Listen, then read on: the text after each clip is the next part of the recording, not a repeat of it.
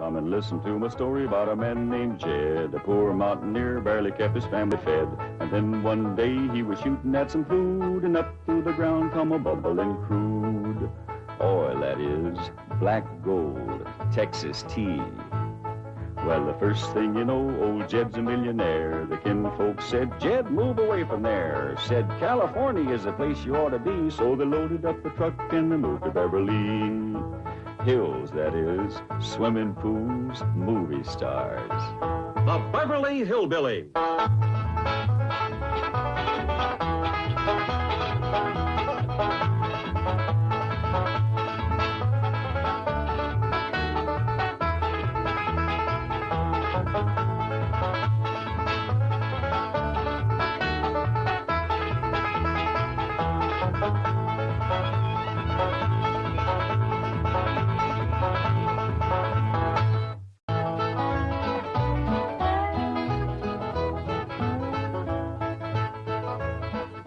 That's fine right there, Mr. Brewster. Jethro! You can start bringing them things out now. Oh, boy, I can't wait to get back to California. I ain't been warm clean through since we got here. Jethro, take it easy.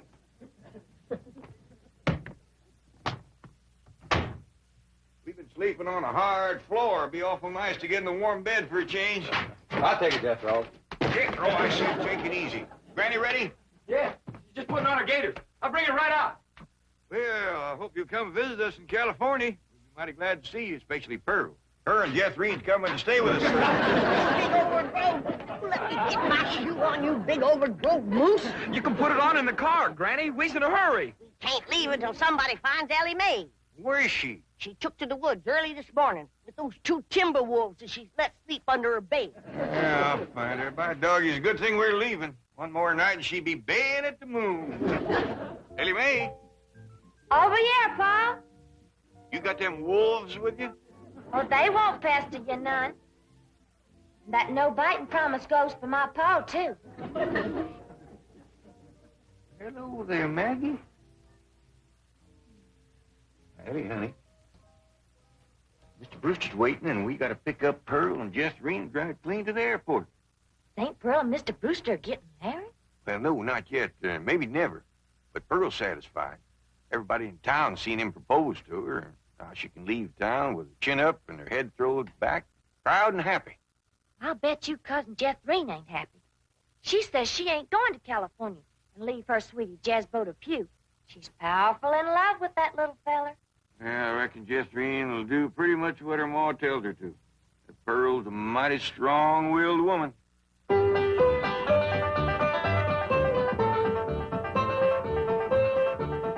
Jethrine's pretty near time for them to pick us up. Now, no more sulking. You're coming to California. I don't want to hear no more argument about it. Okay, Ma. I'm coming.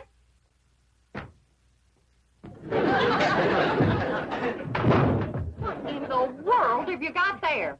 The trunk, Ma. Well, I can see that, but what you got in it? Well, I got some clothes and some shoes and some food and some water. I forgot the water. Water, why? Jezbo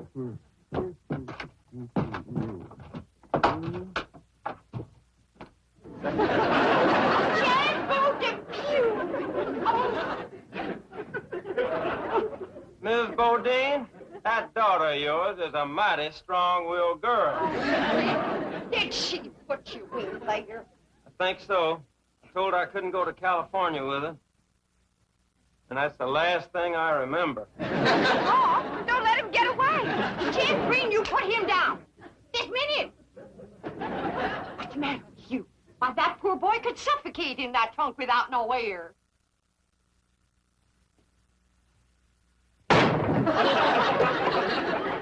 Jethrine, am I going to have to take a switch to you? Jethrine, honey, like I told you, I can't just pick up and go. I got a big business going here. Well, couldn't you be a traveling salesman in California? Darling, it's taken me years to build up this territory. And this is my big selling season. Well, I can knock down $100 in the next 2 or 3 months. And a fella don't walk away from a gold mine like that. Talking sense, Jethrine. But Uncle Jed's a millionaire, and Cousin Ellie says they got plenty of room in that mansion. He could stay there with us. Catherine, I got my pride. Well, I'd rather die than take charity from my sweetheart's kinfolk. Oh, well, sure, you can write to one another. Of course. And I'll be here when you get back. Oh, there they are. Now, Catherine, you get ready to leave.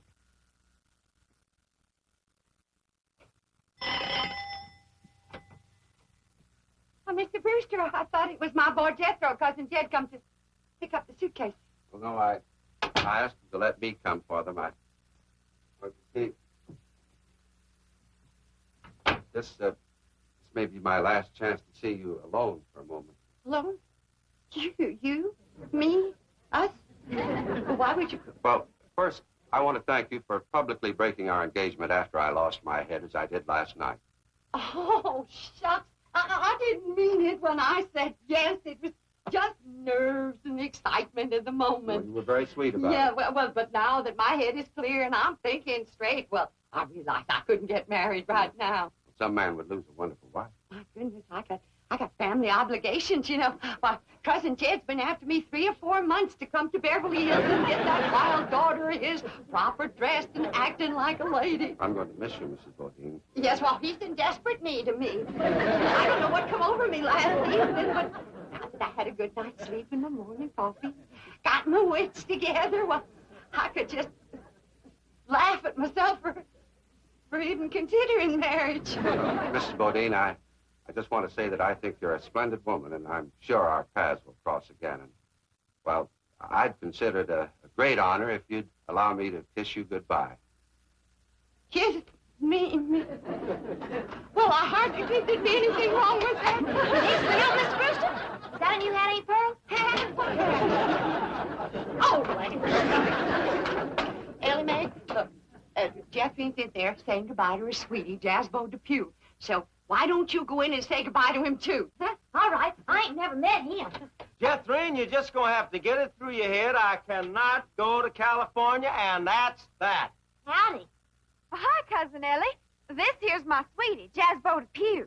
Howdy, Jasbo. And a great big howdy to you.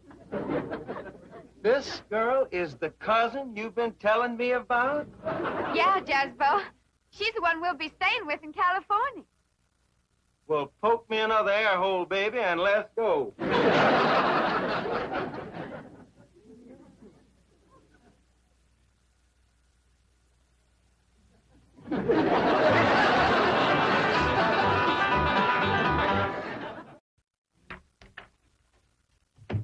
Oh, good morning, Chief. Morning. Well, I just had a call from Brewster in Tulsa. The Clampetts are on their way home. Jethro? Oh, I mean the Clampetts. Yes, and they're bringing a cousin and her daughter along. That'll be 6 of them. I think I'd better order an extra limousine. Chief, if I may suggest, the personal touch is very important to these people, and they are the bank's largest depositors. I would be happy to volunteer my car, and myself, I can take at least half the load. Jethro. And the luggage. See, Chief, I have bucket seats, and Jethro is quite a bucketful.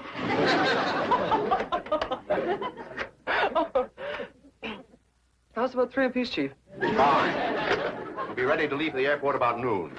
Entendu, mon capitaine.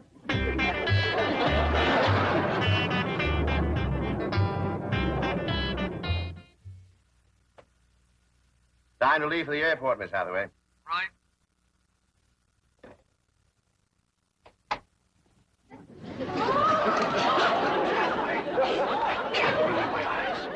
Don't be alarmed, Chief. This is just for the Clampetts. I have no intention of disrupting office discipline with my seductive appearance. What a remarkable change. 3 hours in the beauty salon. Tell me, are you busy tonight? Because if you're not, I'd like you to work and make up those 3 hours. They could have missed the plane. Oh, impossible. Brewster phoned me after he put him on board. Oh, miss, are there any more passengers aboard? Yes, there are 6. Well, they appear to be hillbillies. Was there anything wrong with them? Oh, no. You see, we served lunch before we arrived, and they refused to leave the plane until they helped do the dishes. And we served 120 lunches. Well, here they come. Flight 201 for Chicago and New York is now loading at the East Concourse. Oh. Thank you for sharing your food with us. Thank you for doing the dishes. You sure you don't want us to wash the windows? It won't take long if we all pitch in. Thank you. Drysdale, howdy. Welcome home, Mr. Clampy. This here is my cousin, Pearl Bodie. Oh, howdy, Mr. Drysdale. Oh, excuse my wet hand. Oh, it's quite all right. Well, how did you enjoy your plane ride? I don't believe it. I plain don't believe it. It's a miracle. Oh, well, it ain't nothing. You ain't seen nothing, Pearl. Wait till we ride on that escalator. Yes. Well, my car's out in front, Mr. Clampett. Come on. Mon amour. That ain't my name. Who are you? I am a wild and mysterious gypsy. I have come to take you away to my gypsy camp. You got some food there? Well, I can't stay long, but I am kind of hungry. Helping wash all them dishes give me quite an appetite. Jed, them stairs is moving. We're having a California earthquake. Pearl, them stairs are supposed to move like that. What for? I don't know, but that's what they call an escalator. Only thing is, last time we was here, they was moving the other way. Come on. Well, we ain't gonna get on them crazy stairs. Oh, come on, Pearl. Once you're on there, you like it. Welcome home, Allie Mae. Howdy, Mr. Drysdale. Welcome home, Granny. Thank you. Well, where's Jeth Reed? Last I saw of her, she was still eating. Well,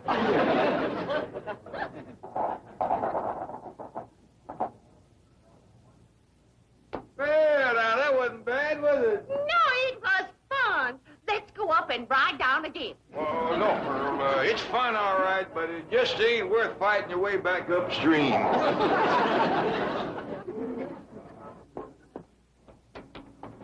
Jason, this place is haunted. A ghost just went through that door. That ain't no ghost, Pearl. That's what they call, electric eye. They got them all over out here. Well, you go first. I ain't taking no chances on crowding a spook. Come on, Randy. I can get on that ground, Randy.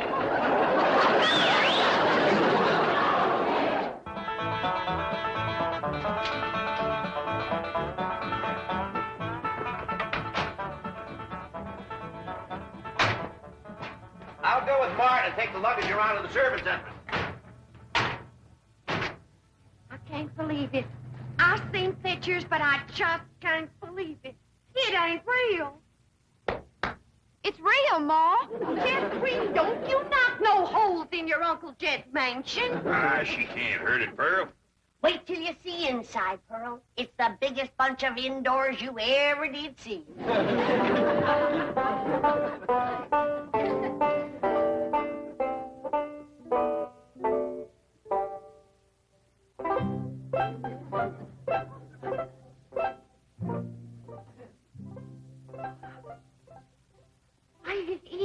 It's a palace. There just ain't no other word for it. It's a dad-blame palace. How do you get it started, Uncle Jed? Get what started? These here stairs. Ain't they like the ones at the airport? No, you gotta climb those yourself. Come on, Jeffrey. I'll show you outside. Granny, how do you ever wash that thing? Ain't washed it yet, Pearl. Oh, well, don't you worry. I'll do it. Pearl, now this here is what they call the drawing room. Drawing? Wait till you see this piano. The whole thing is hand-painted. Yeah, Pearl, ain't that just about the prettiest piano you ever did see? It's got pictures on it.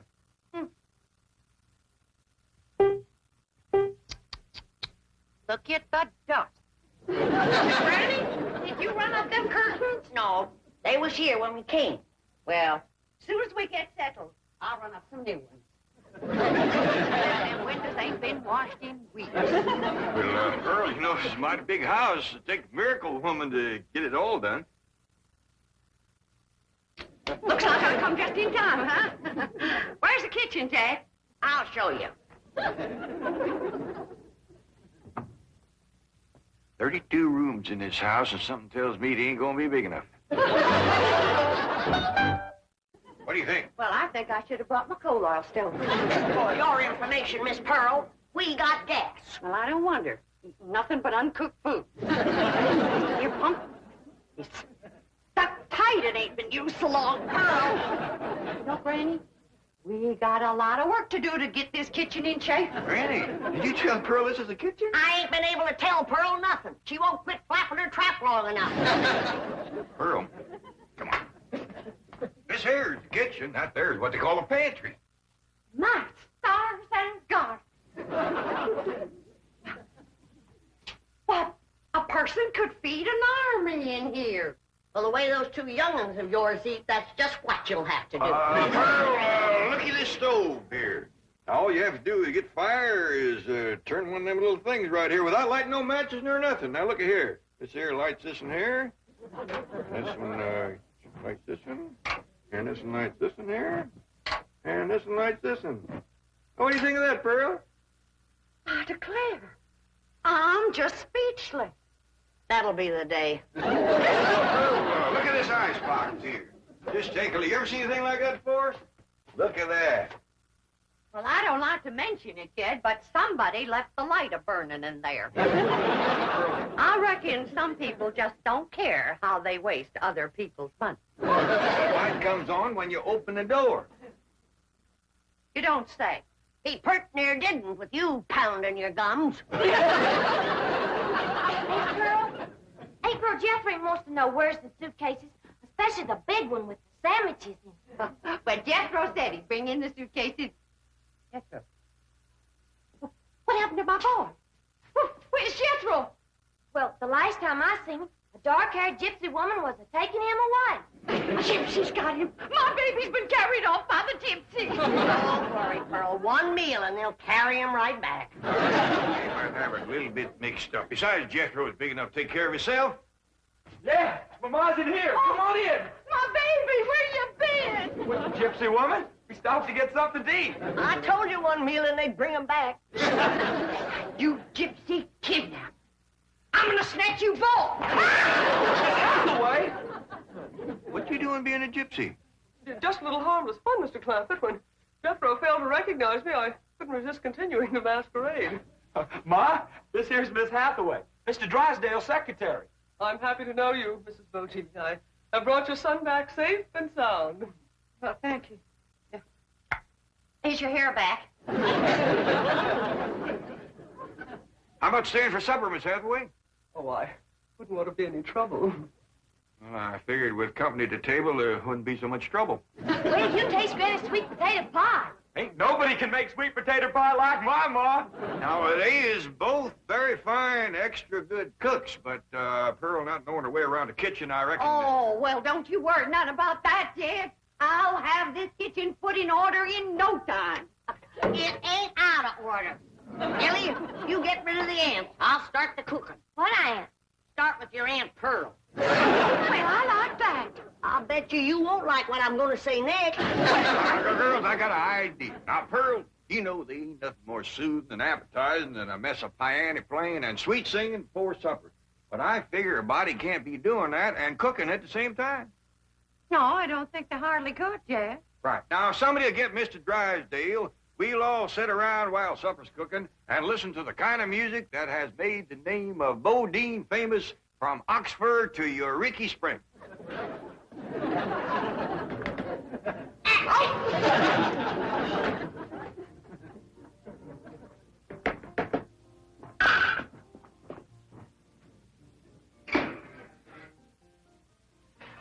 Ever see anybody bake a fluffier pie than that one? Some folks don't know that cake is fluffy and pies is juicy.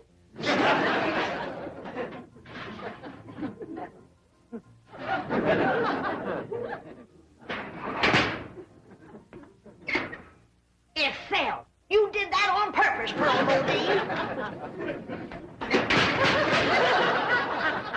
My pie can't fall. It can't, huh? Just did.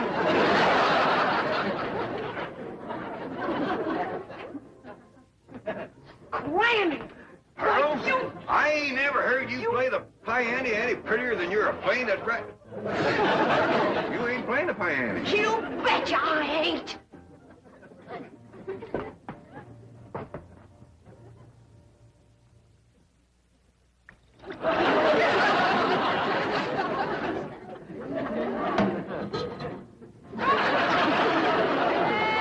Before the battle, Mother,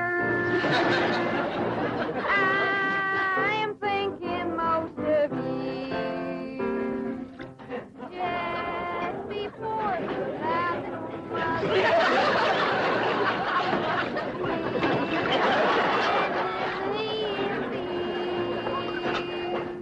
how I wish, dear sweet mother,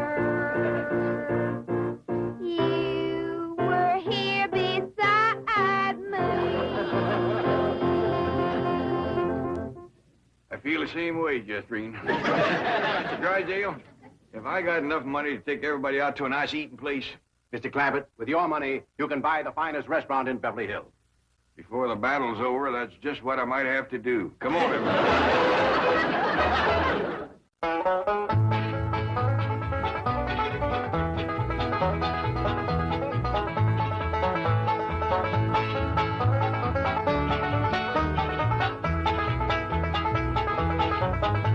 Well, now it's time to say goodbye to Jed and all his kin.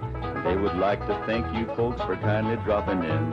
You're all invited back next week to this locality to have a heaping helping of their hospitality. Hillbilly, that is. Set a spell. Take your shoes off. Y'all come back now. Here.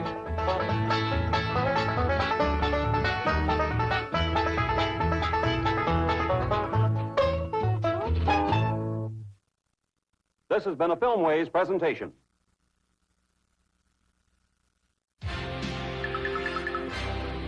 Riot.